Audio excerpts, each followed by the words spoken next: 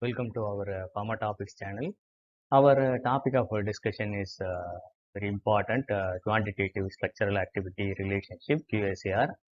So it is nothing but a relationship between the structural features of a molecule, that is the physiochemical properties of a molecule in relation to its biological activity for determining the best fit and removal of the outliers. So it's a relationship between the chemical and molecular structural description and its corresponding biological activity. So many scientists have worked in the field of QSAR, and when we look back into the history, Crumb, Brown and Fraser was the first to tell about the QSAR, and then Richardson and Mills studied about the melting point and boiling point of homologous series of compounds. Berthelot, Junglefish, Overton and Mayer studied about the partition coefficient of a series of compounds. Richard studied about the toxicity of a series of compounds. Hammett constant, it is very important. He studied about the dissociation constant and he designed some constants which is used for the QSAR studies. Ferguson studied about the toxicity of volatile compounds. Bell Robbins studied about the antibacterial activities of a series of compounds. Then Albert Taft studied about the electronic distribution, steric factors. Taft steric constant is very important. Hansch studied about the Hammett constant and hydrophobicity. Hansch Fujita designed a linear equation for QSAR, and Hansch equation is widely used for QSAR studies. Free Wilson is a added advantage of Hansch equation. Fujita and Ban combined these two equations and designed a simplified version of Free Wilson equation. Fubini studied about the nonlinear QSAR model. Hansch, Govo and Heritage studied about comparative and hologram QSAR. Shaw and Workers and Labute studied about the inverse QSAR and binary QSAR. Let us see about the descriptors in brief. Descriptors are nothing but the descriptive features of a molecule. So the molecular description of a molecule is called as descriptor. So the types of descriptors, first is one-dimensional descriptors such as molecular weight, molar refractivity and log P. Two-dimensional descriptors are the representation of molecules size, shape and electronic distribution such as number of atoms, number of bonds and connectivity indices. Then three-dimensional descriptors are the representation of conformation of a molecule, that is van der Waals volume.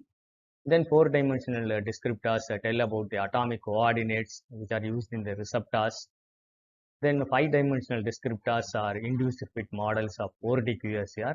Six-dimensional descriptors study about the solvation models. And seven-dimensional descriptors study about the receptor and the target-based interactions. So this is the one-dimensional descriptor, then two-dimensional descriptor, three-dimensional descriptor, four-dimensional descriptor, and five-dimensional and six-dimensional descriptors.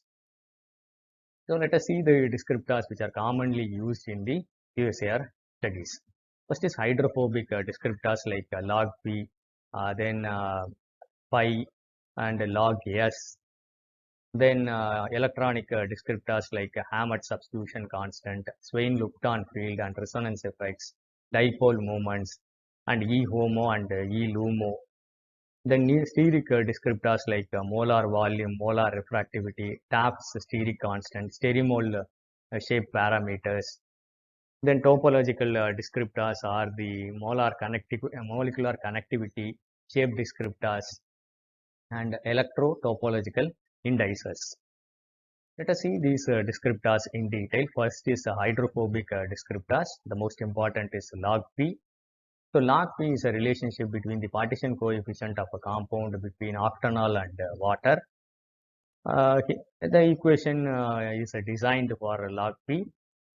Let us take an example of log P of anesthetics: ether 0.98, chloroform 1.97 and halothane.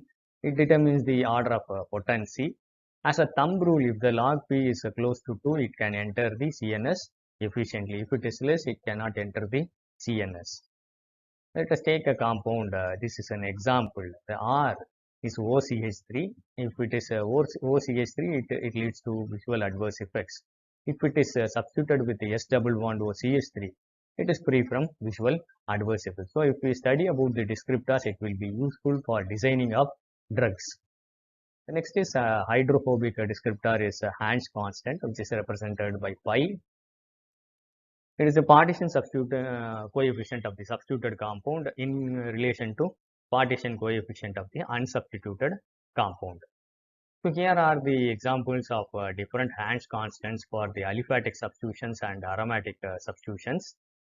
For example, for benzene, chlorobenzene, benzamide and metachlorobenzamide. And these equations could be combined when you want to calculate for a new compound. If a log P is determined by the system and if it is determined directly, there is a variation, and that is called C log P was introduced. Next descriptor, electronic descriptor is Hammett constant, which is represented by sigma. So dissociation constant of the substituted compound when in comparison to dissociation constant of the unsubstituted compound. Here they have given about benzoic acid. You can see that when electron donating groups are there, it has a positive Hammett constant value, and it is a measure of inductive and resonance effect.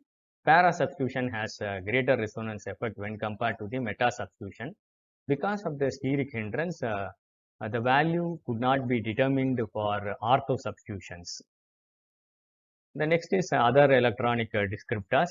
One is Swain-Lupton and resonance constants, dipole moments, sum of atomic polarizabilities such as A pole, and then E HOMO, that is energy of the highest occupied molecular orbitals for the nucleophilic substitutions. E LUMO, energy of the lowest unoccupied molecular orbitals for the electrophilic substitutions of a molecule. The next is steric descriptors. The most important is TAFT's steric factor. So here the substitutions are, the values for different substitutions are given for TAFT's steric factor represented by ES. Substitutions smaller than the methyl group in the classical example for a ester, the hydrolysis is faster, and substitutions larger than methyl group reduce the rate of hydrolysis, and that's why ES becomes negative. For branched compounds, the ES values are greater when compared to the linear chains. The next is Verloop's steric parameter. It is represented by van der Waals radii, bond lengths, bond angle, and possible conformations of the substituents. Let us see the other steric descriptors. One is molar refractivity. Here the molar refractivity and Hammett constant for different substitutions are given. The other steric descriptors are Paracor constant, which is based on the surface tension, and Connolly solvent accessible area, Connolly molecular surface, Connolly solvent excluded volume, ovality, and principal moment of inertia are the other steric descriptors. Then let us see the topological descriptors. So one is Kyer and Hall's connectivity index, and next is Wiener index, and next is Kyer index based on molecular graphs. So it's a very short information about QSAR, the descriptors which are used in QSAR. I hope it will be useful for you. In the further videos, we will go deep into the QSAR. It's a basic video about the QSAR. I hope it will be useful for you. Thank you for listening. Happy learning. Kindly share this to more of your friends. If you like this video, kindly press the like button and encourage us by subscribing to our Pharma Topics channel. Thank you.